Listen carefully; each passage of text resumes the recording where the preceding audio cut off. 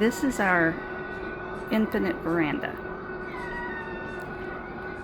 I'm sorry, this might just be a regular veranda, but instead of the traditional one, we can actually close it off if we just want to sit here.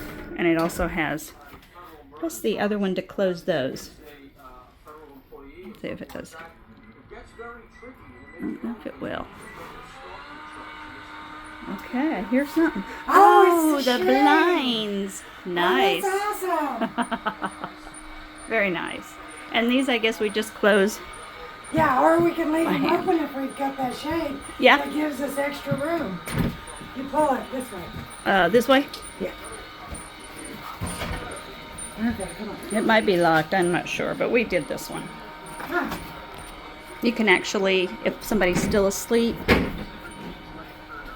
Okay, we'll figure that out. But I like this room.